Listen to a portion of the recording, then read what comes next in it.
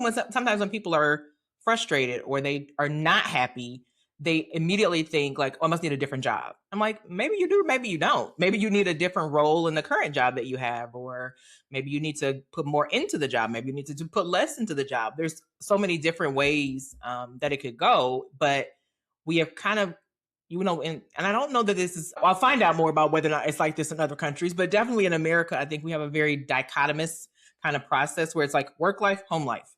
And if something's wrong, you think it's either home or it's work, but it could be a little bit of both or neither one. It could be all kinds of things. So I think that's why I really was kind of drawn to the podcast, because you are clearly talking about like, there's lots of things to do, but work should probably be third in that process, so that you can always have the happiness and the joy that you really want.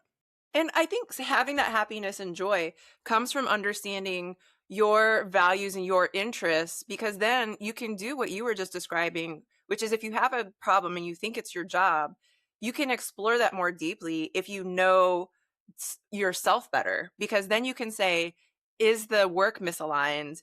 Are the people I work with misaligned? Or, is the organization misaligned? And then you can make decisions from there. But it starts with really understanding yourself and what it is that you want and need in this season of your life, as you were saying. Absolutely. And I don't think we give enough credence to that, even though we might have like solid core values that are kind of the same throughout our lifetime. The person you are is constantly evolving, that. And so you might be in a season of life where it's like, this really is the most important thing for me right now. And you get to a different season of life and that is not at all important. And that was your priority. And now you feel sort of out of sorts. So it's not at all uncommon for people to reach a stage of life, especially when they are, very experienced, very seasoned. They have, put in the work, they've built a career, they've built a reputation, to look around and think like, is this it? is this all it's supposed to be? And I think it's because you're in that quest of like achievement versus experiencing and being and exploring, and all of that is part of life. Like it really is.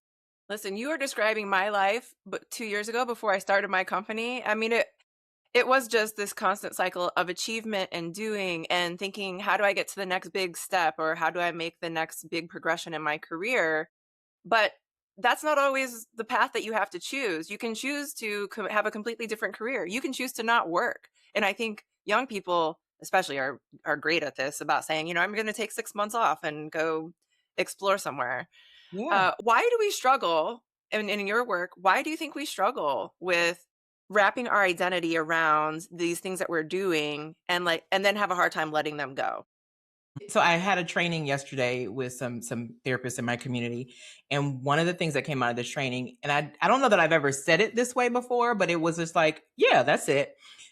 For people that I'm working with, we have CEUs. So to maintain your license, you have to do continuing education every so many years, and you've got to have a certain quality of them. And so it puts you in this constant quest for a certificate, a constant quest for somebody outside of you to say, oh, yeah, you did a good job. Yeah, you got what you needed. Oh, yeah, you learned that really well. Oh, yeah, you passed the test. And so you get into this habit of waiting for this external validation of your life all the times. And the person I was talking to, she's like, I don't think I want to be a learner anymore. I think I just want to be and do and have. And I don't want to feel like, she's got to maintain her license, obviously, but it's like, I don't want to feel like that's my quest. She said, I have been thinking about whether or not I was going to learn another modality, or whether or not I was going to actually go through some coaching and kind of figure out what's next. And I'm so glad that I didn't invest in another modality, because I don't need to learn something else. I just need to be. And I'm like, yeah, that's it. That's the thing. But it's very easy when, and a lot of people that I work with are very much rule followers, box checkers, do the right thing. We were the kid that the teacher left in the classroom to monitor the classroom when she went to the office, So we do that organically, and you reach a stage of life where you're like, but wait a minute, do I have a permanent record?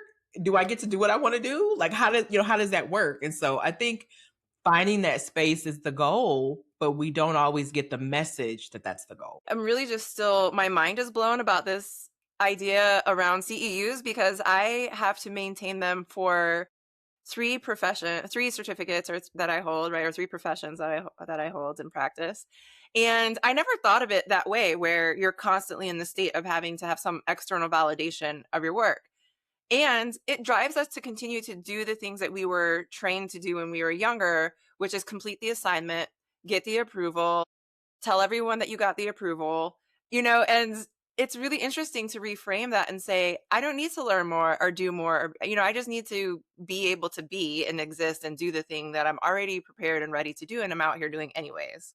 Absolutely. And I mean, and it's not like, I don't think we have to have an all or nothing thing. Like maybe you do want to learn a new credential. Maybe you do want to learn a new technique. Sure, that would be great. But the idea that you have to do that in order to feel good enough, I think that's where we get into a slippery slope.